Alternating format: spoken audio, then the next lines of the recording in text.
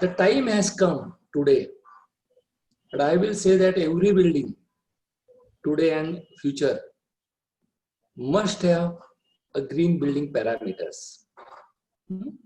ये 2 दिन में जो है अपन समझने वाले हैं, आपको समझ जाएगा कि what are the parameters related with the green building, जो आपके घर में भी आप कर सकते हैं, आपके कॉलेज में कर सकते हैं, जहां पब्लिक प्लेसेस में भी कर सकते हैं. आई विल से दैट ऐसे ग्रीन बिल्डिंग के लिए कोई लेबल ही नहीं चाहिए कि भाई ये ग्रीन बिल्डिंग है करके. मैं चाहता हूं कि बिल्डिंग के अंदर में आप बिल्डिंग कंस्ट्रक्ट करने के टाइम और बिल्डिंग के यूज करने के time, if you follow that green parameters, I will say that will be also one of the great achievement, and that is needed.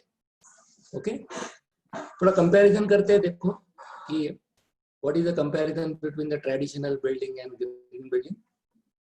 तो ट्रेडिशनल जो बिल्डिंग है, it consumes around about 40% of the total energy.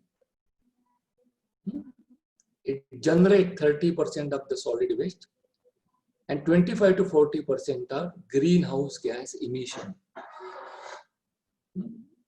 ये बहुत important है my friend. ये third जो parameter है ना, emission of the greenhouse gases. This is a problem in front of world. जो ग्लोबल वार्मिंग है, पूरा वर्ल्ड सफर कर रहा है आज के डेट में. This climatic changes, change in all this environment, ये सभी that is nothing but related with this green house gas emission. तो अपन एक तरफ कंस्ट्रक्शन करते हैं ट्रेडिशनल वे, लेकिन at the same time we are also creating all these things. ये सभी को अपन ही क्रिएट कर रहे हैं while during the construction. तो अपना एम है, what is our aim? Our aim is that ये जो परसेंटेज जो है ये सॉलिड वेस्ट जनरेशन का, ये ग्रीन हाउस गैस इमिशन का, ये कंजम्पशन ऑफ द एनर्जी का, ये सभी अपने को कम करने का है. We have to reduce all this things. और ये कब रिड्यूस हो जाएगा? When you will make your building as a green building. Green building में क्या होता है? देखो, we can save the energy up to 20 to 30%. जो पावर कंजम्पशन है वो बिल्डिंग का, बहुत फर्क पड़ता है. 20 to 30% से बहुत कुछ फर्क पड़ता है. We can save a lot of national power, understand, national energy. At the same time, money also, cost is also involved. More use of energy, more use of money. Then water, we can save water up to 30 to 50%. जबरदस्त है. आप देखो, ये पानी का, you know that what is the value of drop of water today.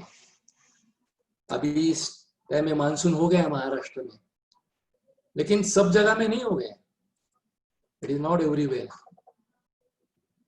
आज भी कुछ एरिया ऐसे है इन महाराष्ट्र और in our India also that is droughted. इतना बरसात होने के बाद में भी they are suffering with the droughts. Tanker आ रहे हैं वहां में for the drinking water, for the use of water. तो पानी जो है वो भी, water plays a very important role. पर आप थोड़ा सा सोच लो, पानी का अपन यूज कैसे करते हैं, कितना करना चाहिए, कहाँ में अपन पानी का बचत कर सकते हैं. ये सभी चीज जो है ना, ये 2 दिन में मैं आपको बताने वाला हूँ. Third is day light quality, natural light. ध्यान में रखो, वी आर वेरी फॉर्चुनेट. ये अपना कंट्री जो है so fortunate that we are having 24, I will say throughout the year, not 24, throughout the year. ये थोड़ा मानसून का पीरियड छोड़ दो, लेकिन बाकी सब टाइम में we are having an ample sunlight, solar energy, solar light, sunlight. इतना जबरदस्त सोर्स है अपने पास में to generate the power, solar energy, taking the help of this planet. ये सभी कंट्री को नहीं मिलता है ये benefit. Go to some other countries, America में देखो, अमेरिका में जो नॉर्थ एरिया है और नॉर्थ जो पोल है, वहां के जो कंट्रीज है, they are not getting sunlights. There is a heavy winter there.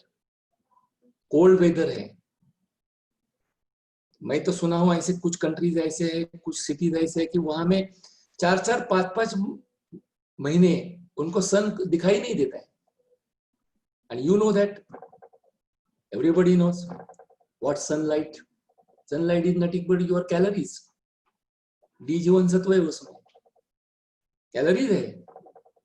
तो ये ग्रीन बिल्डिंग के डिजाइन के टाइम में अपन ने ये सोचना चाहिए कि भाई how we can utilize more and more daylight during the construction. Then health and well-being of the occupant.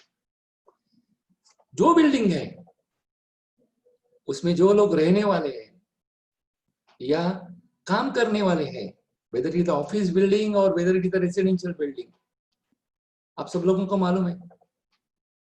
अभी कोविड का जो टाइम है वो बाजू में रखो, लेकिन अपना half of the time we used to go in our office work. बाकी जो है घर में रहते हैं. दोनों जगह में. अभी आईटी सेक्टर को देखो, आईटी सेक्टर को जो है अपना construction engineers used to go on site and all that, but IT का जो इंजीनियर्स है वो सभी को ऑफिस में ही काम करना पड़ता है. 8 to 10 hour they are in the building itself. 8-10 घंटा जहां में काम करने का उनको, वहां में जो है ना उसका जो एनवायरमेंट है वो भी एम्बिएंट रहना चाहिए, एनर्जेटिक रहना चाहिए. और ये सभी चीज जो है ना अपन ग्रीन बिल्डिंग में कर सकते हैं. Then safety benefits. Green building में आपको एक सुरक्षितता जो है वो महसूस होती है. We feel that yes we are living in a safe zone. Then conservation of scare materials. जो रिसोर्सेस है अपने कंस्ट्रक्शन के लिए अपन यूज करने वाले यूज करते हैं, उसका प्रिजर्वेशन होना चाहिए, उसका कंजर्वेशन होना चाहिए. ऐसा नहीं कि अपने को मूड नेचर ने दिया है इसके लिए कैसा भी यूज करो अपन. It is not like that. We have to preserve that. Use the optimum. जितना लगता है उतना यूज करो, और यूज करने के टाइम में हमेशा ध्यान में रखो कि इसका वेस्टेज नहीं होना चाहिए. ग्रीन बिल्डिंग के जो पैरामीटर्स है उसमें वेस्टेज को बहुत इंपॉर्टेंस दिया है. मटेरियल यूज करो, you can control your wastage. So green building देखो जो है, एक minute, just remove it. Can be built by, कौन कौन कर सकते हैं? Green building can be built by efficient use of energy, water and other non-renewable resources. मैं आपको बताता हूँ ये. तो what is non renewable resources. जो एनर्जी सोर्सेस है उसमें 2 टाइप है. ओके, कि one is a non renewable resources and one is renewable. तो अपने को जो रिसोर्स है पावर के जो है वो इस या वाटर के, वो अपने को ऐसे कंज्यूम होने चाहिए, ऐसा यूज होना चाहिए ऑप्टिमम पॉइंट ऑफ व्यू. तो रिन्यूएबल एनर्जी जो है उसमें क्या आता है? सोलर आता है, विंड आता है, दिस ऑल कम्स. हाइड्रो आता है, this all renewable energy. Renewable and the preservation of natural resources. Green building का मेन उद्देश्य है कि आप उनको रिन्यूएबल रिसोर्सेज यूज करने के हैं and we have to preserve this natural resources. एक एग्जांपल बताता हूँ. You know that our country India, 70% our power generation is from thermal. कैसा रिलेशन है देखो. ये कंट्री को सालों साल से, बहुत साल हो गए, अपन जो ऊर्जा लगती है, पावर रखते हैं, we are generating from the coal. और कोल के जो रिसोर्स है इस कंट्री में, वो दिन ब दिन जो है कम होने वाले हैं. कोल के माइंस है अपने पास में, लेकिन उसका एक्सकेवेशन, उसका यूज इतना प्रचंड है कि कभी ना कभी ऐसा टाइम आएगा भविष्य में कि यार भाई ये रिसोर्स जो है वो दिन ब दिन कम होंगे, फिर हम क्या करेंगे? What will do? पावर तो अपने को लगने वाली है। Do you know today we are importing the coal. इस देश की ऊर्जा जनरेट करने के लिए हम लोग कोल जो है वो इंपोर्ट कर रहे हैं दूसरे देशों से, और अपने देश में ऊर्जा कर रहे हैं। तो ये जो 70% का परसेंटेज है वो कम होना चाहिए ना। How many years will be depend on this coal and this thermal power? तो अपने को सिलेक्ट करने का अभी कि नेक्स्ट टाइम, हाँ, इसके आगे में जो भी कुछ अपना जनरेशन हो जाएगा पावर का, we'll try to generate the power from this solar, wind and hydro। आई बात ध्यान में? अभी हाइड्रो पावर जो है आपको मालूम है that is depend, again we are dependent on the nature, कि बरसात ज्यादा हो जाएगी, अपने डैम्स जो है वो उसमें सफिशिएंट वाटर रह जाएगा, तभी अपन हाइड्रो का पावर का जनरेट कर सकते हैं। लेकिन you know that India is a country having 7,500 kilometers of your coastal area, sea shore, इतना बड़ा सी शोर है अपने को। You know that all the seashore जहां में wind is much more, wind का जो है wind force is much more, availability of wind, तो इस जगह में अपन पवन चक्की लगा सकते हैं और आप अपन लोग विंड के यूज करके पावर जनरेट कर सकते हैं। Then solar, I told you that कि सोलर अपने देश को we are beneficial that कि ample sunlight is available, तो why not use that? Germany जो है ना, ये कंट्री का मैं आपको बताता हूँ, Germany with in a very short time they have generated much more power from this solar energy। उन्होंने कुछ रिकॉर्ड ही किए हैं for the generation of this solar and all. अगला का पैरामीटर अपना है रिड्यूसिंग द वेस्ट। वेस्टेज जो है कंस्ट्रक्शन में, साइट में जो अपन काम करते हैं, वो ब्रिक्स है, समझो मोटर है, स्टील है, ऑल दिस सीमेंट है, what are the construction material we are using, number of, उसमें का जो वेस्टेज जो है अपने को कंट्रोल करने का है। जितना कम हो जाएगा that will be beneficial. Then pollution, you know that all this green house gas emission जो हो रहा है which is from the automobile and all that, उसी से पोल्यूशन बढ़ रहा है and that is affecting our health. Health को भी उसके ऊपर असर हो रहा है। Most of the city in India they are getting day to day crowded and getting more polluted। Take an example of Delhi, our capital city, is very big pollution in there। बहुत pollution का जो level है ना वो बहुत ऊंचा है। People are suffering every year, they are suffering because of the pollution। तो इसीलिए अभी I will give example that about the metro। कुछ लोग बोलते थे कि मेट्रो होना चाहिए कि नहीं चाहिए। I am always with the metro। मैंने मेट्रो का प्रोजेक्ट किया कोलालमपुर में, मलेशिया में 1996 में, और मुझे मालूम है कि उस टाइम में जो कोलालमपुर सिटी में जो ट्रैफिक जाम हो रहा था, similar type of traffic jam I am experienced today in Pune। Similar, but not today, since last 10 years। तो कोलालमपुर में ऐसे ट्रैफिक जैम था। People were suffering due to the traffic jam, pollution, और उसको overcome करने के लिए वहां में मेट्रो किया हमने। LRT का प्रपोजल था, लाइट रेल ट्रांजिट का, and they overcome through this। Same thing today, why our mega cities want this metro? क्यों चाहिए अपने को? Because metro is eco friendly.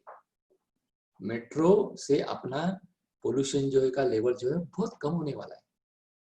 We will have a healthy life city के अंदर में आप जब घूमेंगे तो आपको महसूस होएगा कि when people will start using this metro and all that, अपने आप हो जाएगा, सिटी के रास्ते के ऊपर का व्हीकल कम हो जाएगा, and that will reduce our pollution, and that will give a positive impact on this environment. ये सब related है. Then use environmental friendly materials. मैं आपको बताने वाला हूँ what are these materials exactly. ये इंजीनियर ने सिलेक्शन करने के टाइम ही करना चाहिए, या अपन जो प्रोजेक्ट शुरू करते हैं नए कंस्ट्रक्शन के उसी टाइम में अपना रेडी होना चाहिए. We must fix it before कि भाई हम लोग प्रोजेक्ट करने वाले कंस्ट्रक्शन के, और उसके लिए ये चीज हम वापरने वाले हैं, so that we can make our building green and eco friendly. आज के डेट में it is a good news that construction industry has realized the importance of these environmental friendly materials, eco-friendly materials. और बहुत सारे materials आज के date में market में है, अवेलेबल है, जिसका अपन लोग कंस्ट्रक्शन में यूज कर सकते हैं, उसका बेनिफिट ले सकते हैं. एंड लेकिन उसका मालूमात तो होना चाहिए ना अपने को कि भाई कौन से मटेरियल है. That is very important. So एक definition है देखो, what is a green building? Any building that demands less energy, causes less damages to the environment, can conserve the water, construction by energy efficient material using recycle method should be considered as a green building. तो चलो हम लोग ये हमेशा याद रखेंगे कि whenever we will do the construction, हम लोग एज ए इंजीनियर के हिसाब से सोचेंगे भाई हमारा कंस्ट्रक्शन में है, ये पैरामीटर्स अपन कर रहे हैं कि नहीं कर रहे, हो रहा है कि नहीं अपने बिल्डिंग में, क्या अपन खाली कंक्रीट का एक स्ट्रक्चर बना रहे हैं, एक कंक्रीट का ठोकड़ा बोल के वैसा कंस्ट्रक्ट करा है क्या. ये सभी चीज का अपन इस्तेमाल करने वाले हैं, वो इंजीनियर के मन में आना चाहिए. उसको लगना चाहिए कि भाई मैं करने वाला हूँ ये construction, I will make that building such a way, I will construct that building such a way that will be as a green building. देखो ये वर्ल्ड के अंदर में बहुत सारे ऑर्गेनाइजेशन है. ये ग्रीन बिल्डिंग का कंसेप्ट जो है आज का नहीं है, this is not today's concept. This has been started I think in the world से अराउंड अबाउट 20 years बिफोर. लेकिन मैं बोलता हूँ आज भी ये पेनिट्रेट नहीं हो गया उतना. समझिए क्या ये कंसेप्ट जो है ना, पेनिट्रेट नहीं हो गया.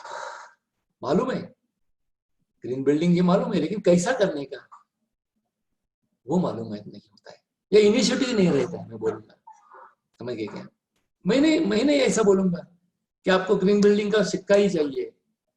हाँ ऐसे भी बिल्डिंग है कि जिन जो this is been known as the green building, उनको सर्टिफिकेशन मिला है, लेकिन उसके लिए बहुत सारे पैरामीटर्स अपने को फुलफिल करने पड़ते हैं.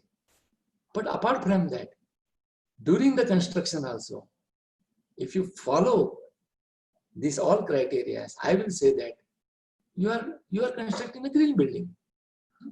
तो ये देखो, ये जो लीड है, leadership in energy and environmental design, ये जो वर्ल्ड की जो एक ऑर्गेनाइजेशन है, this is monitoring this green building. उन्होंने कुछ पैरामीटर्स जो है वो डिसाइड किए हैं भाई कौन से बिल्डिंग को अपन ग्रीन बिल्डिंग बोलने का. तो उन्होंने एक लिस्ट दिया है, पैरामीटर्स दिए हैं, उस पैरामीटर्स को कुछ पॉइंट्स रखे उन्होंने, and the building who will fulfil all this parameters, they will give them a label और certification as a green building. उसमें भी उन्होंने कैटेगरीज किए हैं. सिल्वर कैटेगरी है, गोल्ड कैटेगरी है, प्लैटिनम कैटेगरी है, जैसे मेडल्स रहते हैं वैसे. तो जैसे जैसे आप पॉइंट्स फुलफिल करेंगे वो हिसाब से आपको उसका सर्टिफिकेशन मिल जाएगा. और इंडिया में ये जो इंडियन ग्रीन बिल्डिंग काउंसिल करके है, IGBC, they are monitoring of all this thing. तो इंडिया के अंदर में जो बिल्डिंग कंस्ट्रक्शन जाएंगी उसको IGBC जो है, they will certify as a green building. with coordination with the grid and all that. That is very important. अभी देखो fundamental principles of the green building design. मैं बोलूंगा कि ग्रीन बिल्डिंग अपने को करने का है ना, तो सबसे पहले चीज चालू हो जाती है आर्किटेक्चर से या बिल्डर से या डेवलपर से. वो दोनों का कोऑर्डिनेशन में कि भाई साइट का सिलेक्शन, साइट कहाँ लेने का, which will be the land. Land is very important. Land का सिलेक्शन होने के बाद में विथ रिस्पेक्ट टू द दिशा, directions, east west north and south, वो हिसाब से बिल्डिंग का प्लानिंग किया जाता है, ओरिएंटेशन फिक्स किया जाता है. और एवरीबॉडी नोज दैट कि we get more and more solar light, sunlight from the east. और ब्रीज जो आता है, जो हवा आती है, that is from the north evening के टाइम में. तो बिल्डिंग की रचना ही ऐसी होनी चाहिए, उसका ओरिएंटेशन ही ऐसा होना चाहिए कि दैट बिल्डिंग, उसका प्लानिंग ही ऐसा करना चाहिए, उसका डिजाइन ही ऐसा बनाना चाहिए कि करने time he that building will get a maximum sunlight. जितना ज्यादा सनलाइट बिल्डिंग के अंदर में आ जाएगा उतनी जो है पावर की सेविंग हो जाएगी. Okay, that is the logic behind this.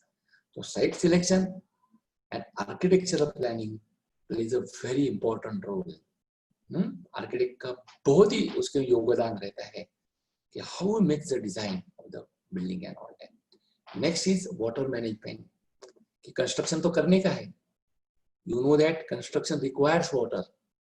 तो जो कंस्ट्रक्शन के लिए भी जो पानी अपन वापरने वाले हैं, पानी का जो जरूरत है वो कैसे करेंगे, कहाँ से ले लेंगे. And not only that, after the construction, ये बिल्डिंग पूरा होने के बाद में भी जो पानी लगने वाला है for the users, for the landscaping, for the gardening, for the cleaning of the premises, वो भी वाटर कहाँ से यूज होने वाला है, उसका प्लानिंग जो है शुरू में ही अपने को करना पड़ता है.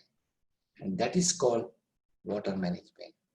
And third is energy efficiency. जो बिल्डिंग के लिए जो एनर्जी लगने वाला है, पावर लगने वाली है, इनसाइड द प्रीमाइसेस, भले घर रेसिडेंस हो या ऑफिस हो या कॉमन प्रीमाइसेस हो, लॉबी हो, कार पार्किंग हो, लिफ्ट्स हो, ये सभी चीज के लिए आपको मालूम है कि we require the power and all that.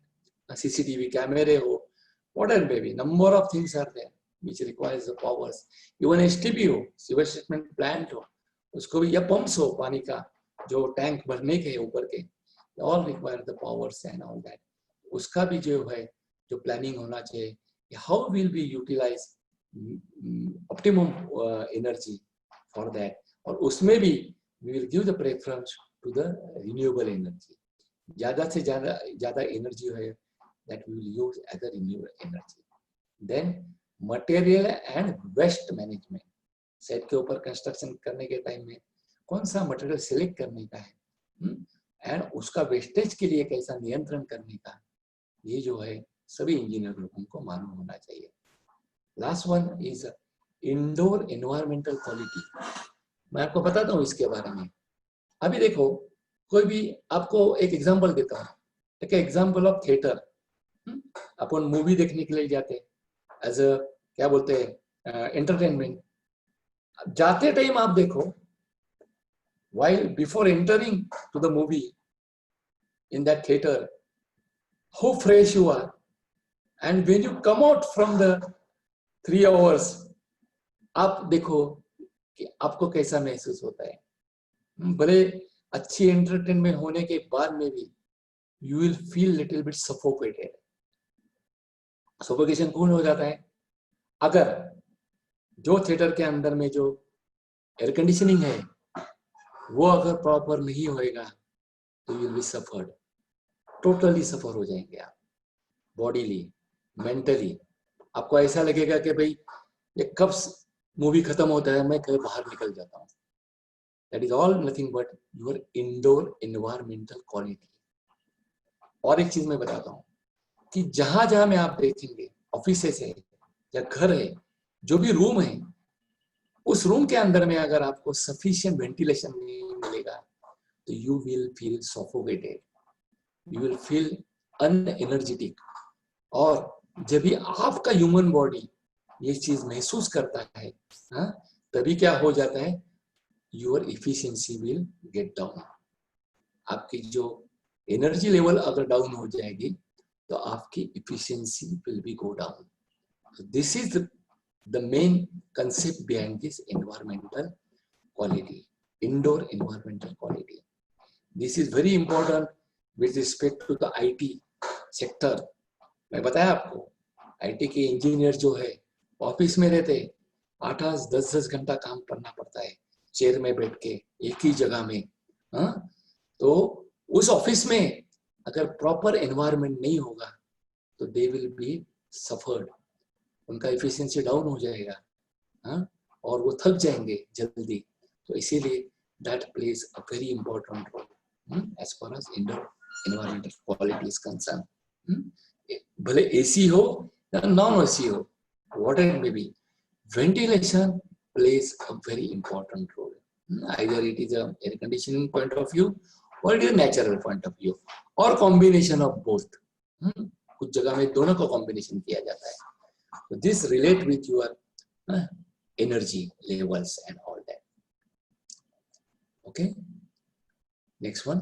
अभी देखो ग्रीन सस्टेनेबल डेवलपमेंट। आज के डेट में आपको मालूम है सब जगह में सब लोग चर्चा हो जाती है कि हमारा कंस्ट्रक्शन जो है सस्टेनेबल होना चाहिए। लेकिन व्हाट इज सस्टेनेबिलिटी, ये चीज जो है मैं आपको बताना चाहता हूँ कि about this sustainability in the world many people they have studied and they made their own definition, but definition of this Prime Minister of Norway, that lady's definition is being widely accepted by the world. See what he says. What is sustainable development? That the ability of humanity to ensure that it meets the need of the present, without compromising the ability of future generation to meet their own needs. मतलब क्या है? तो आज की date में कोई भी project का अपन डिजाइन करने वाले हैं, समझो अपना कंस्ट्रक्शन प्रोजेक्ट है या सिटी डेवलपमेंट है, तो वो करने के टाइम में अपन ये सोचना चाहिए कि ये डेवलपमेंट ऐसी होनी चाहिए कि नॉट फॉर टुडे रिक्वायरमेंट, आज की रिक्वायरमेंट में भी हो वो फिर भी होनी चाहिए, लेकिन फ्यूचर की भी अगले 10 साल में या 20 साल में जो यहाँ में ग्रोथ होने वाली है उसका भी कंसिडरेशन होना चाहिए। मैं आपको एक पूना का एग्जांपल दे देता हूँ। पूना के बाजू अपना जो पिंपरी चिंचवड़ एरिया है, दिस इज उसका जो डेवलपमेंट हो गया, आई will say that is a sustainable point of view. जो अकुर्डी है, प्राधिकरण जिसको बोलते हैं, आप प्राधिकरण में जाके देख लीजिए, वहां में जो भी कुछ डेवलपमेंट हो गया that was sustainable point of view. वहां में जो रोड्स के कंस्ट्रक्शन हो गए, वहां में जो भी कुछ सिटी का डेवलपमेंट हो गया, कंसिडरिंग इन माय माइंड कि आगे में यहाँ में भी पॉपुलेशन बढ़ने वाली है, वो हिसाब से आज ये रोड की विड्थ जो है वो उतनी रहनी चाहिए। एंड सेम जो है अपन जो है we can apply for our project also and for our city development also. अभी आप सभी लोगों को मालूम है कि India is also plan for 100 new smart cities. इस देश में आगे में अपना मिशन है कि वी विल बोथ, अब दोनों का चीज करने वाले, we are going to convert existing city into the green city as well as new construction of the क्या बोलते हैं स्मार्ट सिटीज। तो वो ये जो स्मार्ट सिटी न्यू आने वाली है उसमें ये जो पॉइंट है वो बहुत कुछ अपन इम्प्लीमेंट कर सकते हैं। We can design the whole city sustainable point of view. इसीलिए मैं बोलता हूँ कि आज के इंजीनियर ने जो डिजाइन करना चाहिए not is for our only, ये आज के लिए नहीं, अपनी जो आगे की जनरेशन है, नेक्स्ट जनरेशन है, उसके लिए भी उसका यूटिलाइजेशन अच्छी तरह से होना चाहिए। That is nothing but a sustainable development. एक पाइपलाइन, एक समझो एक पाइपलाइन का प्रोजेक्ट है, एक पाइपलाइन डालने का पानी के लिए, कम पड़ रहा है इस एरिया में, तो पाइपलाइन का डायमीटर जो सिलेक्ट करने के टाइम में ऐसा करना चाहिए कि भाई ये ओके, ये पाइपलाइन का डायमीटर ऐसा अपन लेइंग के टाइम में ऐसा सिलेक्ट करें कि इसके आगे में भविष्य में भी यहाँ में कोई डेवलपमेंट हो जाएगा तो उन लोगों को भी उसका यूज होना चाहिए। That is called sustainable development. Okay, अभी अपन देखेंगे कि कौन कौन सा एरिया है वहां में अपन ग्रीन फीचर्स अप्लाई कर सकते हैं। First I told you that design point of view. मैं आपको बताता हूँ कि जो डेवलपिंग कंट्रीज है, डेवलप कंट्रीज है, डेवलप कंट्री यूरोप है, अमेरिका है, इस कंट्री में ग्रीन बिल्डिंग कैसे बनती है। तो आर्किटेक्ट जो बिल्डिंग बनाता है, जो प्लान बनाता है, उसी में जो है ना ही incorporate all the things initially, शुरू में ही सभी का इंफॉर्मेशन हो जाता है और उसके बाद में एक्चुअल कंस्ट्रक्शन जो चालू हो जाता है। So while making the design itself, तो इसके लिए मैं आपको बताया कि orientation of the building it plays a very important role. Optimum sunlight जो आना चाहिए बिल्डिंग के अंदर में और वेंटिलेशन होना चाहिए। एक एग्जांपल मैं बताता हूँ पूना का, कि पूना में टू माय नॉलेज जो ग्रीन बिल्डिंग है उसका मैं बताता हूँ, उसके फोटोग्राफ भी मैं आपको शेयर करने वाला हूँ। लेकिन हड़पसर में सुजलान का जो प्रोजेक्ट है, सुजलान जो प्रोजेक्ट है, that is being awarded as a green building, उनको प्लैटिनम का रेटिंग मिला है। और एक बिल्डिंग मैंने देखी है, वो किर्लोस्कर ग्रुप की है, दैट इज इन बानेर, उसका नाम है यमुना बिल्डिंग है। वो उनका ऑफिस है, पूना के अंदर में है, आप जाके देख सकते हैं। That whole building is design as a green building. और एक मैं बताता हूँ आपको कि एक बिल्डिंग को या डेवलपर्स को, उनके जो बिल्डिंग को भी मैं विजिट किया था, उनका नाम है ऑरेंज काउंटी, संदीप सोनीग्रा करके है। मैं क्यों बताता हूँ उनको, ये सभी चीज आपको बताने का मुझे क्यों बता रहा हूँ कि आप खुद जाके देख लो, आप देख सकते हैं। ये जो ग्रीन ऑरेंज काउंटी जो है, उन्होंने बानेर में ही 3-4 प्रोजेक्ट उनके किए। उनको तो है ना वो ग्रीन बिल्डिंग का ऐसा कोई सर्टिफिकेशन नहीं मिला, लेकिन they have use all the green parameters. Building के जो मैं अभी अपने बताने वाला हूँ, तो सभी चीज जो है उन्होंने उनके बिल्डिंग को जो है वहां में कंस्ट्रक्शन के टाइम में प्रोवाइड की है। आप जाके देख सकते हैं। I got a opportunity to visit that Orange County. I have been to Yamuna also. I am to sorry to say that Suzlon के लिए मुझे अपॉर्चुनिटी नहीं मिली, लेकिन अगर किसी को भी, आप लोगों को भी अपॉर्चुनिटी मिल जाएगी तो आप जरूर जाके विजिट करो and look from your own eyes कि भाई how the green building is being constructed. Okay, second is envelope. अभी आप प्रोजेक्ट कर रहे हैं कंस्ट्रक्शन का, तो इस टाइम में भी आप ये सब सोचो, ये सभी चीज हम कर सकते हैं क्या। We have to construct this high performance wall, then roofs, then selection of fly ash brick wall. आपको कंस्ट्रक्शन ही करने का है ना, तो आप you select the material as a fly ash for the walls, then you are using this green material, then overdeck insulation.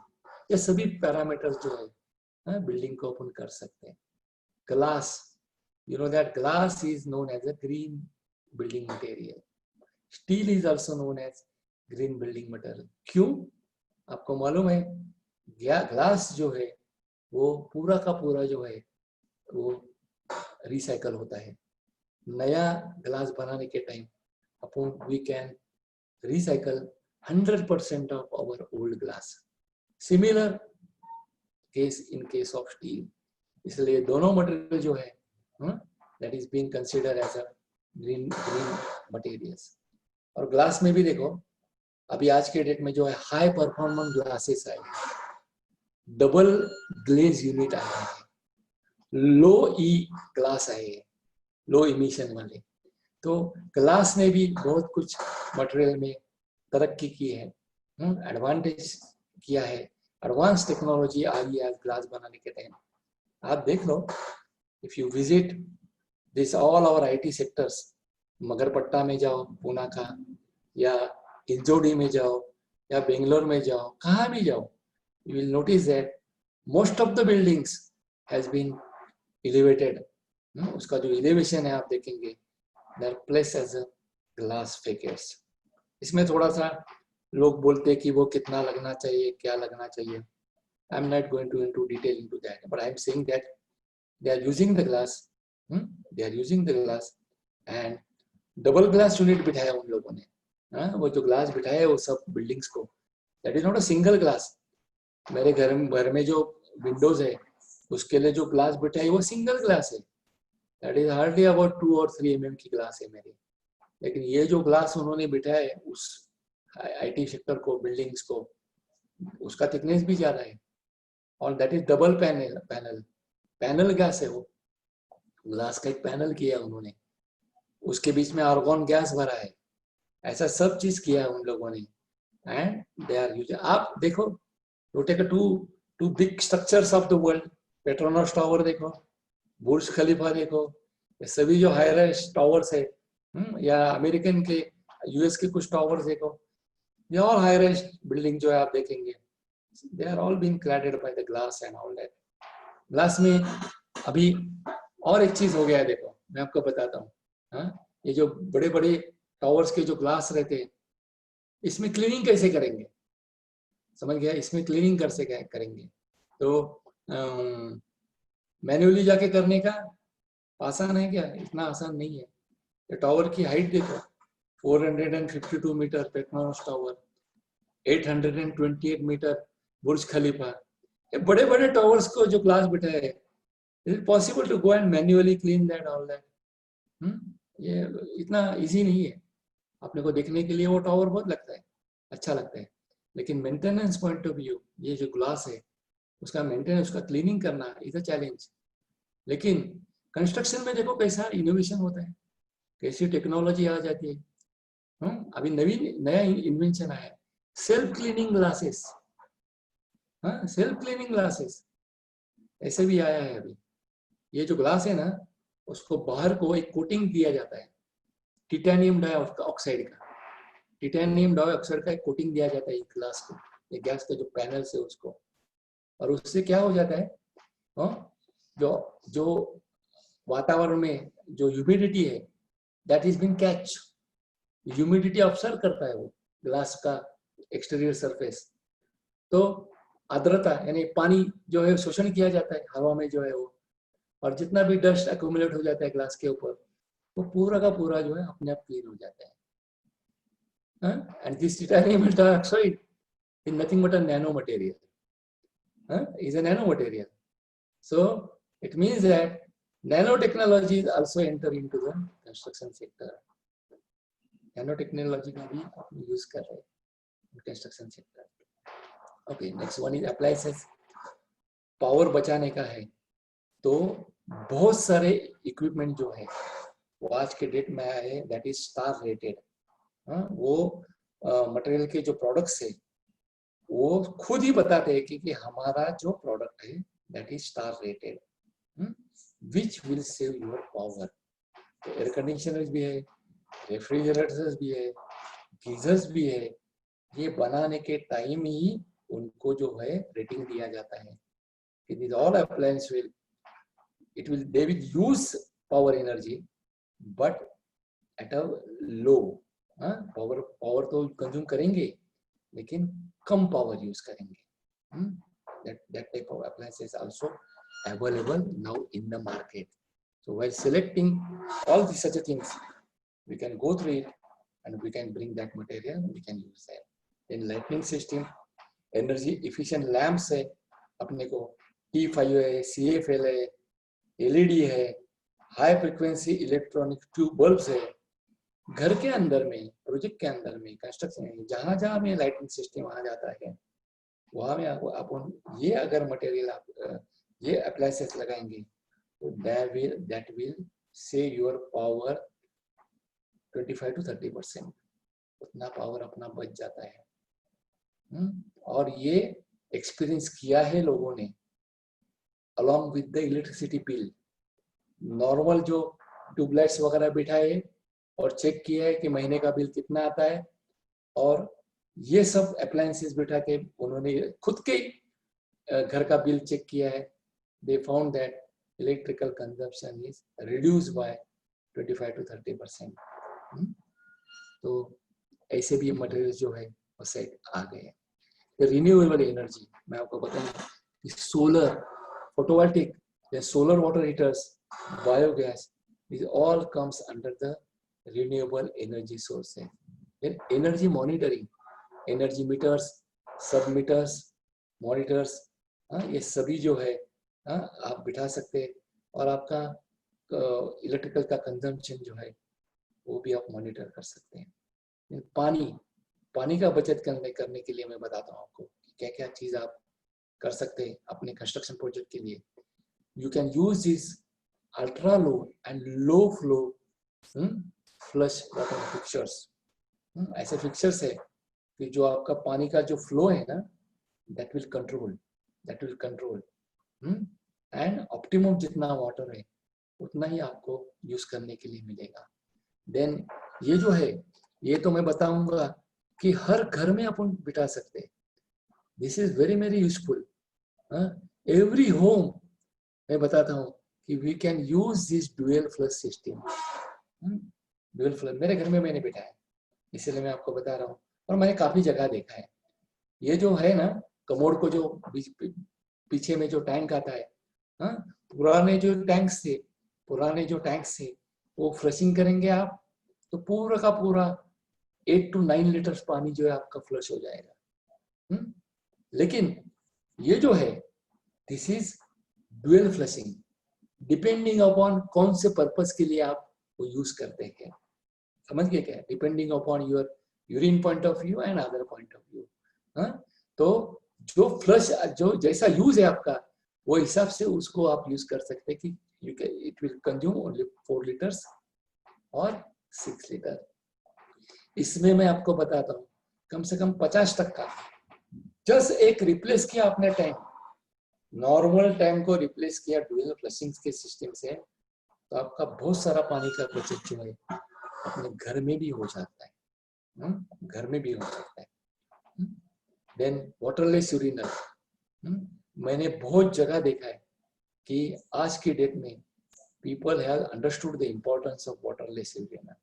इसमें एक चीज मैं आपको बताना चाहता हूँ कि इंडियन प्लम्बिंग एसोसिएशन जो है उसने अभी तक ये वाटरलेस यूरिनल्स का यूज के लिए उनका ग्रीन सिग्नल या अप्रूवल दिया नहीं है, बिकॉज उन्होंने बताया कि वाटरलेस यूरिनल्स अगर आपको लगाने का है और पानी का बचत करने का है तो उसके लिए आपको मेंटेनेंस जो है वो यूरिनल्स का करना बहुत जरूरी है।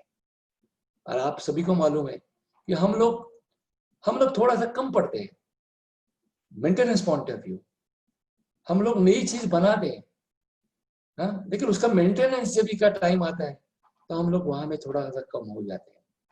तो इसीलिए since all these urinals and all that is related to our hygienic point of view, health point of view, वो चाहते हैं कि इसका मेंटेनेंस सही तरीके से होना चाहिए। यू प्रोवाइड वाटरलेस यूरिनल्स, लेकिन उसका आप सही तरीके से आप उसका मेंटेनेंस रखो, उसका क्लीनिंग रखो। मैं आपको बताता हूँ पूना में 3 जगह में मैंने ये वाटरलेस यूरिनल्स देखा। वन इज ज्ञान Prabodhini school which is in Narayanpet, वहां में मैं देखा they are using this waterless urinal. Secondly, Pimpri Chinchwad corporation, वहां में भी उन्होंने ये जो waterless urinal they are using. Thirdly, मैं देखा कि दीनानाथ मंगेशकर जो है उसका जो नया बिल्डिंग हो गया उन्होंने, नया बिल्डिंग है उनका जो है, उनके और पुराने भी उन्होंने कन्वर्ट किया बाद में, सभी जगह में I found that they are using waterless urinal, and these all hospitals they are saving lakhs of liters of water. इतना मैं आपको बताता हूँ, just using all these fixtures in their premises. मैंने खुद आंखों से देखा है। और ये वाटरलेस यूरिनल है, ये तो पब्लिक प्लेसेस में बहुत यूजफुल है, प्रोवाइडेड उसका उनका मेंटेनेंस जो है वो सही तरीके से होना चाहिए। अदरवाइज मेंटेनेंस ठीक तरह से नहीं होएगा तो उसका कोई यूज नहीं है। बट दिस इज फाल्कन करके कंपनी है अमेरिका की, falcon, they have introduce this waterless urinal, और बहुत कंट्रीज में ये यूज हो रहा है उसका, अपन भी यूज करेंगे, doing the maintenance and all that. Then water management provides the rain water harvesting. आपको मालूम है आज की डेट में तो हर बिल्डिंग को, हर नया कंस्ट्रक्शन को उन्होंने बोला है कि आपको करना पड़ेगा या आपको करना चाहिए, this will increase your ground water table. जो जो प्रीमाइसेस में है वहां में आप जरूर करिए। हाँ, यह आज के डेट में बहुत जरूरी है, क्योंकि जो मानसून का पीरियड है आप लोगों को मालूम है, हाँ, monsoon what is coming in our country is only for 4 months. ये 4 महीने आने वाला है, उसके बाद में वो अगले साल ही आने वाला है। लेकिन अपने को जो पानी जो प्रिजर्व करने का है, that is for our through out the year. जो 4 महीने में जो भी कुछ अपने को बरसात की पानी मिलने वाली है, उसकी हर एक बूंद जो है वो अपने को प्रिजर्व करने की है फॉर अदर 8 मंथ्स। ये अपन हमेशा ध्यान में रखना चाहिए। इसीलिए rain water harvesting plays a very important role in the water management, that will 100% will increase your water table of your. घर में भी कर सकते हैं आप, अपने आपका घर है उसमें कर सकते हैं, सोसाइटी में कर सकते हैं। जो एयरपोर्ट है दिल्ली का टर्मिनल 3, जो कुछ साल पहले 4-5 साल पहले कंस्ट्रक्ट हो गया है, that is been also known as a green airport. उसके ऊपर मैंने एक आर्टिकल भी लिखा था। ग्रीन पैरामीटर जो है, बहुत सारे ग्रीन पैरामीटर जो है वो वहां में अप्लाई किए हैं, और मुझे लगता है उसको भी सर्टिफिकेशन मिला है एज ए ग्रीन एयरपोर्ट। उस एयरपोर्ट पे, दिल्ली का जो एयरपोर्ट है टर्मिनल 3, वहां में उन्होंने 300 प्लेसेस, कितना 300 जगह में उन्होंने रेन हार्वेस्टिंग किए हैं, 300 प्लेसेस। अभी आप बोलेंगे क्यों किए? Because that airport location is very very far away from the Delhi city. Normally आपको मालूम है एयरपोर्ट का लोकेशन जो ऐसा ही रहता है, सिटी के अंदर में नहीं, थोड़ा सिलेक्शन करने के टाइम में थोड़ा सा it is away from your क्या बोलते हैं सिटी, कि जहाँ में कोई इंफ्रास्ट्रक्चर नहीं होता है। तो वो एयरपोर्ट भी ऐसा ही था, पूरा का पूरा इंफ्रास्ट्रक्चर बाद में डेवलप हो गया और बाद में कनेक्ट किया। That airport is now connected with the metro also. Directly from the metro you can go to the airport, और from airport you can go to the Delhi city. ऐसा उन्होंने अभी किया है। लेकिन वहां में उन्होंने जो किया है, 300 places they have constructed this rainwater harvesting and all that. Then treat 100% of the wastewater on site. अपना एम होना चाहिए, our aim should be that we will treat 100%. 100% में अगर अपन सक्सेसफुल नहीं हो जाएंगे तो I will say that at least we can treat the water up to 95%. चलो कोई बात नहीं है, 100% नहीं हो गया, 100 हो गया, दैट इज आवर अचीवमेंट। लेकिन 95% भी अपना वेस्ट वाटर जो वो ट्रीट हो जाएगा, तो we can use that water again in our home also. Toilet area में यूज कर सकते हैं, इरिगेशन के लिए यूज कर सकते हैं, रेन वाटर के लिए यूज कर सकते हैं, गार्डनिंग के लिए यूज कर सकते हैं, कार वॉशिंग के लिए कर सकते हैं। इस ऑल 95% वाटर ट्रीटेड जो है वी कैन अगेन रीयूज, और अगेन, और उससे क्या हो जाएगा, अपना जो वाटर डिमांड है उसका जो है वो स्प्लिट हो जाएगा। जो अपना ड्रिंकिंग वाटर है उसके ऊपर का लोड जो है वो कम हो जाएगा, एंड रीयूज वाटर जो है वो वापिस अपन जो है वो कंस्ट्रक्शन के लिए, अपना सॉरी कंस्ट्रक्शन के लिए भी यूज कर सकेंगे, एंड बाकी ये सब की चीज के लिए भी यूज कर सकेंगे। मैं आपको बताता हूँ about the country Singapore. Once upon a time that country was dependent for the want of water to Malaysia. पानी मलेशिया से लेते थे पैसे देके, एग्रीमेंट था, करार था। लेकिन आज के डेट में that country has developed so much that they are not dependent on Malaysia. जितना भी पानी सिंगापुर यूज करता है वो 100% वो जो वेस्ट वाटर है वो ट्रीट करते हैं and make it for the drinkable also. They make 100%. मैं आपको एक इंसिडेंट बताता हूँ. When I been to Singapore, जब होटल में मैं गया था, तो आपको मालूम है जैसे अपन टूरिस्ट एज अ टूरिस्ट जाएंगे और you will go into the hotels and so we asked to the waiters, अरे भाई हमको पानी का बोतल ला के दो. वो बिस्लरी वगैरह ला के रख देते हैं. That is a normal practice. तो इस होटल में जब जाने के बाद में मैं सिमिलर टाइप में वो वेटर को पूछा, भाई वेयर आर माय बॉटल्स, मुझे वो पानी का बॉटल्स ला के दो. तो वो बोले कि हम नहीं, we don't provide separate another water, ऐसा कोई ड्रिंकिंग के लिए हम अलग पानी हम नहीं देते. आप बाथरूम में जो हमारा पानी आ रहा है ना वो टैप को, that you can drink that also. I was shocked, I was surprise. तभी मुझे मालूम पड़ा ये कंट्री में पानी जो है वो इतना ट्रीट करते हैं 100%. I will say this is lesson to the other nation कि पानी का कैसा रीयूज होना चाहिए. Okay, then coming to the next, sourcing of building material. Use of eco-friendly building materials and try to source material locally manufacture. ध्यान में रखो, इसमें क्या चीज आता है कि कंस्ट्रक्शन प्रोजेक्ट के लिए जो मटेरियल सिलेक्शन करने के टाइम में ऐसे मटेरियल सिलेक्ट करो कि that will be available with in the periphery of 400 kilometre. इससे क्या होने वाला है, एक तो लोकल जो क्या बोलते हैं उद्योग है उनको भी चालना मिल जाएगी, उनका भी जो प्रोडक्शन जो है वो यूज हो जाएगा. And secondly this will reduce your cost of transportation.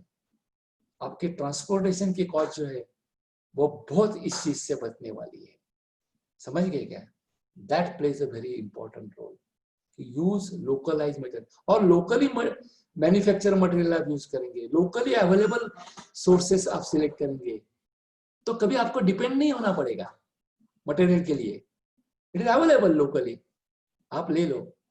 मैं आपको यहाँ में एक इंसिडेंट बताता हूँ कि how this plays a very important role in the construction project. हमारा जो इराक का प्रोजेक्ट था इन 1984 में, that project was in Iraq. वो एक टाउनशिप का प्रोजेक्ट था, टाउनशिप का प्रोजेक्ट था मेकर्स डेवलपमेंट सर्विसेज के थ्रू. ये प्रोजेक्ट का ड्यूरेशन था 3 साल का, लेकिन एक्सटेंड हो गया 6 साल तक. उसके 2 रीजन से. First is that reason is that project suffer to the want of material and secondly कुछ लेबर के प्रॉब्लम थे. लेकिन मटेरियल का प्रॉब्लम वहां में ऐसा था कि Iraq was not manufacturing any material. उस टाइम में इराक जो कंट्री थी वहां में कोई भी चीज मैन्युफैक्चरिंग नहीं हो रही थी. जितना भी कंस्ट्रक्शन के हमारा प्रोजेक्ट का मटेरियल हम लोग जो है वहां में इंपोर्ट कर रहे थे. Cement we are importing from the Korea, sanitary wares we are importing from the Italy. उसके बाद में और कुछ टाइल्स वगैरह that we are importing from the Japan. और जो भी इंजीनियर्स एंड क्या वर्कफोर्स है दैट इज फ्रॉम इंडिया, ऐसा मैं बताऊंगा. तो इराक में सभी चीज जो है ना इंपोर्ट कर रहे थे. और जब भी ये इंपोर्ट के टाइम में जो they are dependent on the material, कब आएगा, कभी इंडेंट करने का, कभी आने का. और so many times this has happened that for the want of material our project suffered, because for every small screw, nut, washers के लिए हम लोग डिपेंड थे वहां में for the other countries, and that plays a very important role. इसीलिए material के लिए भी प्रोजेक्ट सफर हो जाता है. इसका और दूसरा कोई एग्जांपल मैं नहीं बता सकता हूँ. सो इसीलिए ग्रीन बिल्डिंग कंसेप्ट में ये दिया है कि आप मटेरियल ऐसे सिलेक्ट करो कि आपका प्रोजेक्ट नहीं सफर हो जाएगा. Project will be not suffer to the want of material. The next is certified wood. Use the wood from the managed forest. ये कंसेप्ट मैं आपको बताता हूँ. What is managed forest? तो आपको मालूम है, सब बोलने का जरूरत नहीं कि दिन ब दिन अपने जो नेचुरल फॉरेस्ट जो है, नेचुरल फॉरेस्ट जो है वो कम हो रहे हैं। हाँ? तो इसका मतलब क्या है कि अपने को कोई अदर सोर्स ढूंढना पड़ेगा, अदर सोर्स ढूंढना पड़ेगा as per as wood is concern. तो this is basically is artificial jungles. ये आर्टिफिशियल जंगल्स है। We can create artificial jungles जहां में अपन ऐसे ट्री लगा सकते हैं कि जिसकी ग्रोथ जो है ना वो फास्ट हो जाएगी, जल्दी जल्दी हो जाएगी। देखा example of bamboo. Bamboo is a very very alternative material for the wood. Natural would को एक बहुत अच्छा अल्टरनेटिव है बाम्बू। और आपको मालूम है बाम्बू की जो ग्रोथ को करने के लिए खाली पानी लगता है।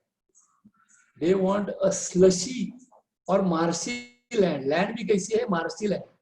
मार्शी लैंड में बाम्बू जो है उसकी ग्रोथ होती है और bamboo grows very fast.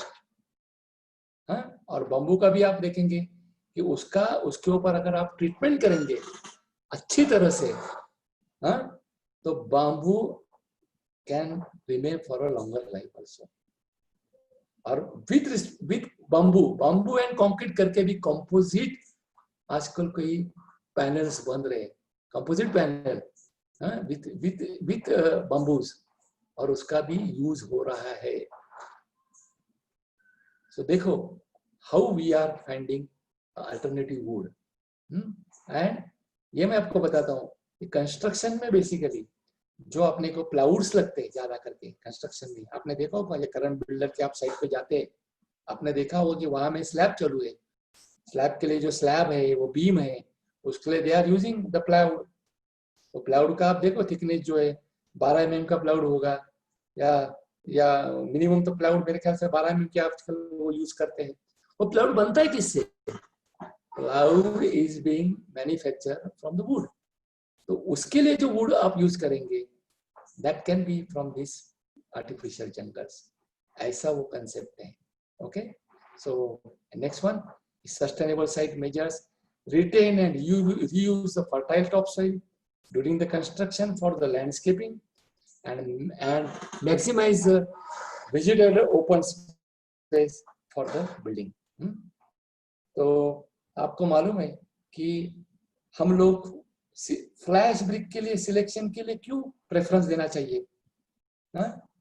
Natural अपने जो ब्रिक्स है, क्ले ब्रिक्स है, आज आप भी देखो कि nowadays people are also understood कि how our construction machinery has changed from clay bricks to the flash brick or blocks। क्योंकि लोगों को भी मालूम हो गया है कि जब भी अपन क्ले ब्रिक्स बनाने के लिए जो अपन जो सॉइल यूज करते हैं, तो we are using all this fertile soil. अपन जो जमीन की जो है धूप करते हैं वो सॉइल यूज करते हैं, that is a very fertile soil, जिसमें आप अपने को एग्रीकल्चर का यूज के लिए बहुत यूजफुल है वो। इसीलिए अपन रिड्यूस कर रहे हैं।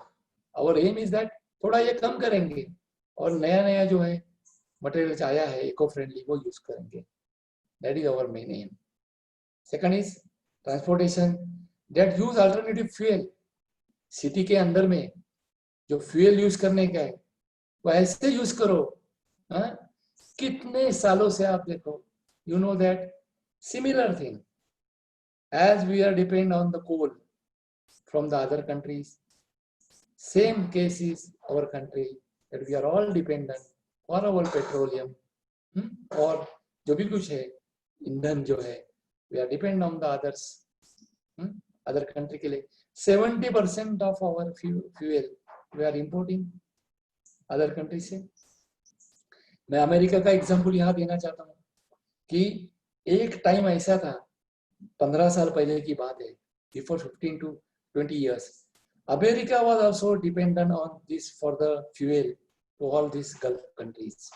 ये सऊदी अरेबिया है, कुवैत है, इराक है, ईरान है, इसी बेल्ट में आप देखेंगे तो ज्यादा करके ये सब क्या बोलते हैं रिफाइनरीज है।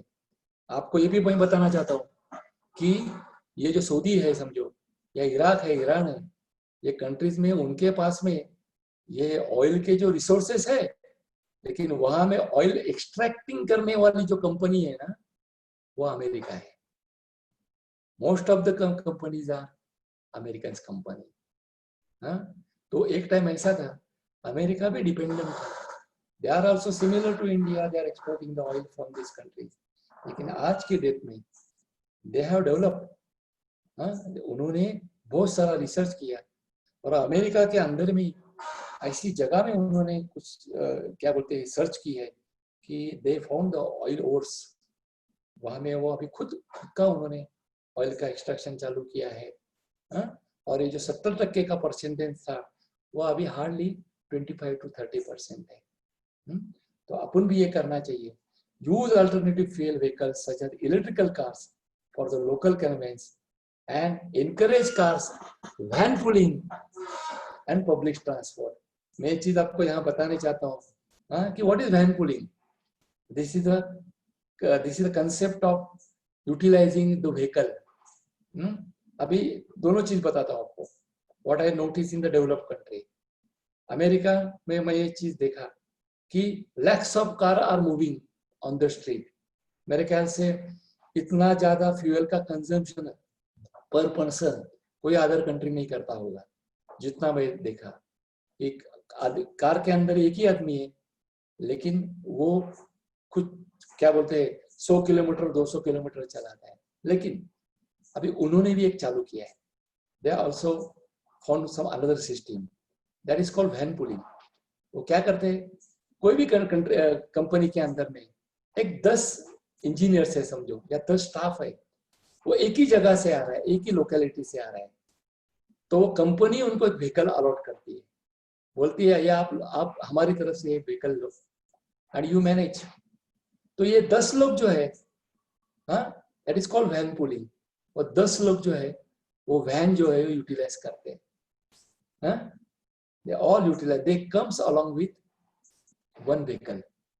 तो आप देखो एक ही व्हीकल में 10 लोग आते हैं, कितना फ्यूल बच गया। Otherwise everybody is using the separate cars. तो that is called van pooling. Similar system we can also implement here also in the future, कि that will save our individual क्या बोलते हैं कार जो चलाते हैं अपन, और उसका जो फ्यूल जो इंजन हो जाता है वो भी अपन जो है सेव कर सकते हैं।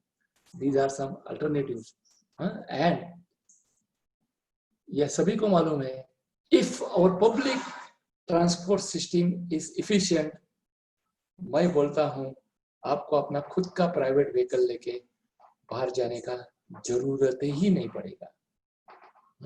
Let the time comes such a way that we'll make our transportation system, public transportation, so efficient that we will reduce our own vehicles. उससे फ्यूल का भी बचत हो जाएगा, उसके बाद में ट्रैफिक का डेंसिटी भी कम हो जाएगा, पोल्यूशन भी कम हो जाएगा। ऑटोमेटिकली ये सभी चीज जो है ना वो हो जाएगी। So transportation plays very important future, and that is attached with our green futures. Praveen Munde sir, sorry to interrupt. Praveen Munde sir, yes sir, yes sir. Can you tell me the time and all that? Yes sir. कितना और time मैं consume कर सकता हूँ? आपका आज का plan कितना था सर? मतलब हमारा 2 दिन का है ना, तो उसके हिसाब से 2 दिन का है, 2 दिन का है। यही से अपन कंटिन्यू करेंगे फ्रॉम टुमारो। हाँ, ओके ओके। एंड अनदर एक प्रेजेंटेशन भी है, ओके, वो भी करेंगे, कल के दिन करेंगे वो। ओके ठीक है सर, चलेगा। क्योंकि ये चलता रहेगा तो 8:30 कब बजेगा 9 कब बजेगा वो मुझे भी मालूम नहीं। 8:20 हो गए सर वैसे। आई थिंक ऐसे करेंगे कि we will close down today here. Yes sir. And लोगों के मन में कुछ डाउट होगा तो वो थोड़ा सा पूछ लेंगे। I think that will be better. Okay, yes sir. So I will stop the sharing and I will come along with all the engineers now. Very good. आपके कुछ डाउट्स रहेंगे तो आप पूछ सकते हैं।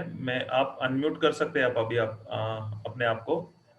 तो कुछ अनाउंसमेंट भी है। कल सेशन सेम टाइम पे रहेगा 7 बजे। हम सेम टॉपिक को आगे कंटिन्यू करेंगे। Yes. उसके साथ साथ जो किसी स्टूडेंट्स हैं उनको सर्टिफिकेट्स चाहिए रहते हैं, तो उनके लिए अनाउंसमेंट है कि कल का सेशन होने के बाद फीडबैक लिंक आएगी। उसके बाद आपके अभी क्वेश्चंस जो रहेंगे तो आप क्वेश्चंस पूछ सकते हैं मेरे ख्याल से। और महेश, मुझे चैट बॉक्स में आया था महेश पवार सर है, उनको कुछ बात करनी है, तो मैं उनके लिए भी ये करता हूँ कि आप बात कर सकते हैं sir. Thanks a lot, sir. Yes sir. Good evening, friends. A very good evening to all the faculty members also. I'm very sorry I'm not able to share my video. Okay. Am I audible? Yes sir. You're audible. Yeah. First of all, I thank Prakash sir for such wonderful session. It was really an eye-opener. Friends, I would like to take few minutes of yours.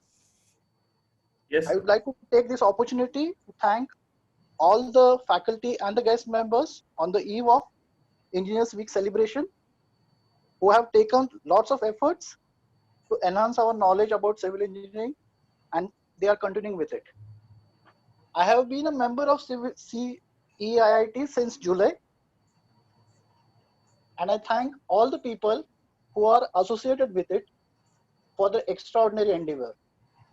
I also urge all my friends to take up the Basic to Update course, which Prakash Medekar sir has designed, in which he has explained all the concepts in a very simple and a lucid manner. It will definitely add up to your knowledge. I have an experience of almost 21 years. Still, I took up the course, and I have increased my experience to a very great extent.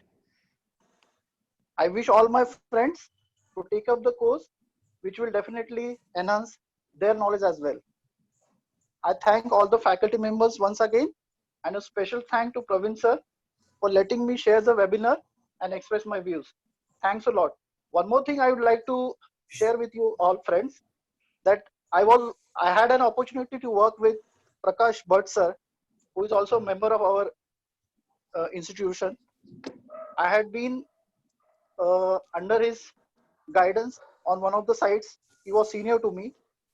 We worked together on a project at Viman Nagar way back in 1999. After 1 year, we were not in touch with each other, but because of this CEIT courses, we again got in touch with each other, and now we are interacting with each other. So I thank CEIT once again, and I wish them best of luck. Thanks a lot. Yes, sir. Thank you. Thank you, Mahesh sir. Thanks, Mahesh. Yes, sir.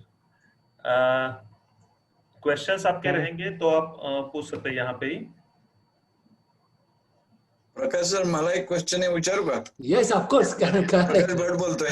Yes, बोला sir, बोला। Sir, अपन जे during construction जो water हम लोग use करते हैं, उसमें reduction होने का जरूरत है। काफी वाटर हम लोग यूज करते हैं, and in environmental clearance certificate also, और एनवायरमेंटल क्लियरेंस जब हमको मिलता है तो they always ask us to use less water, और फिर क्यूरिंग कंपाउंड्स यूज करने के लिए वो हमको मेंशन करते हैं उसमें।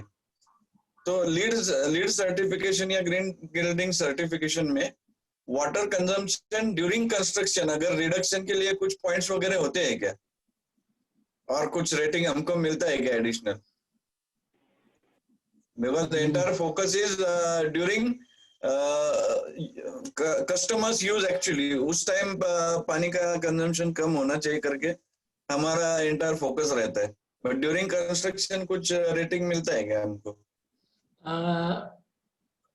रेटिंग ऐसा डायरेक्टली उन्होंने मेंशन नहीं किया है, लेकिन कुछ पॉइंट्स उनके ऐसे है कि if you use green building, green eco friendly materials, जैसा कि फ्लाइज ब्रिक्स है समझो, उसके बाद में मैं कल आपको बताने वाला हूँ कि that is ready mix Motors. ये चीज अगर आप यूज करेंगे, देन अगेन पोज़ोलाना सीमेंट, अभी मैं कल का ही सब जो चीज है आपको बताने वाला हूँ, आज बता रहा हूँ, लेकिन tomorrow I am going to explain कि भाई ये सभी चीज आप अगर यूज करेंगे तो डायरेक्टली वहां में ऐसा मेजर नहीं कि भाई कितना पानी आप कंस्ट्रक्शन के टाइम में कम यूज किया, हाँ, लेकिन it is related with the materials and के लिए तो जरूरी है। उसके लिए तो आपको रेटिंग मिलने वाला है उसमें, when you will implement that on the site। जैसा कि मैं आपको बताता हूँ प्रकाश सर, मैं आपको tomorrow I will explain you that कि आपको मालूम है प्रीकास्ट, प्रीकास्ट में प्रीकास्ट कंस्ट्रक्शन जो अपनी कंक्रीट के लिए जो अपने बोलते हैं कि अल्टरनेटिव एक कंक्रीट का टाइप ऑफ प्रीकास्ट। जो प्रोजेक्ट मैं आपको बताया कि मैं we did in Iraq in 1984, my whole township was in precasting. तो मुझे भी ये मालूम नहीं था कि प्रीकास्टिंग के लिए ग्रीन बिल्डिंग के पैरामीटर्स में बहुत वेटेज दिया है। 18 पॉइंट्स उन्होंने दिए है जस्ट फॉर द प्रीकास्ट। तो अगर आपके बिल्डिंग में कंस्ट्रक्शन के टाइम में आप प्रीकास्ट के कुछ यूज करेंगे तो आपको जो है ज्यादा पॉइंट मिलने वाले हैं। अभी आपने ये भी देखा होगा कि देयर आर नाउअडेज कुछ बिल्डिंग जो है उसमें कॉम्बिनेशन हो रहा है, कास्टिंग सिटू प्लस प्रीकास्टिंग दोनों कर रहे हैं कॉम्बिनेशन में। यस।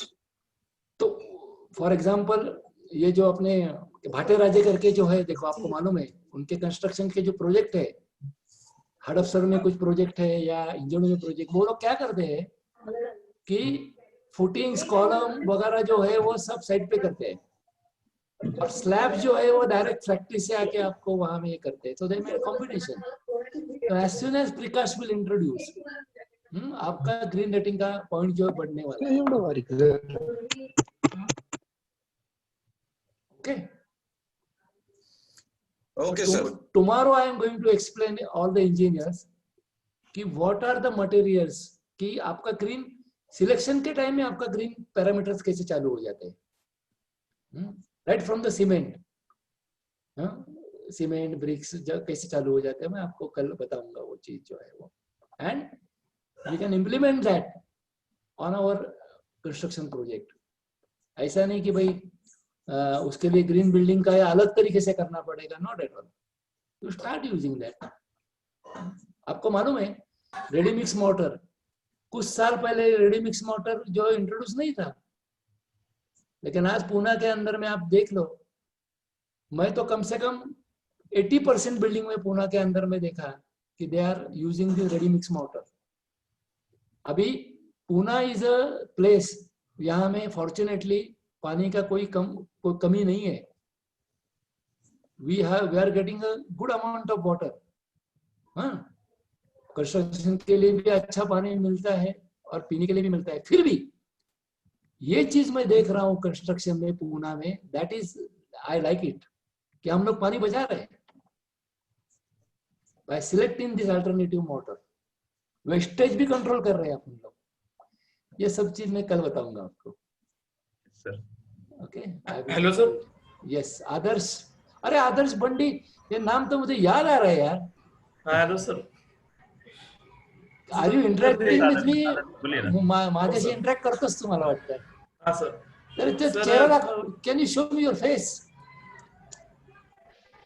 अरे ओके आदर्श बोलो बोलो आदर्श। इंडियामध्ये कुठले कुठले ग्रीन बिल्डिंग सर्टिफाइड इंडिया में हाँ ऐसे डायरेक्ट नाम तो मुझे मालूम नहीं, लेकिन बेंगलोर में some buildings are there, then Delhi में है, उसके बाद में क्या बोलते हैं पूना में भी है। You find out, you will get a list. आपको वेबसाइट में जाओ या आप डालेंगे तो आपको प्रोजेक्ट के नाम भी मिल जाएंगे कि दे आर ग्रीन बिल्डिंग्स, लेकिन कम है, देयर आर वेरी फ्यू। और तुम लोगों इंजीनियरिंग का यही काम है कि भविष्य में जो भी कुछ कंस्ट्रक्शन होने का है वो ग्रीन करेंगे तो अच्छा रहेगा। Okay sir, thank you sir.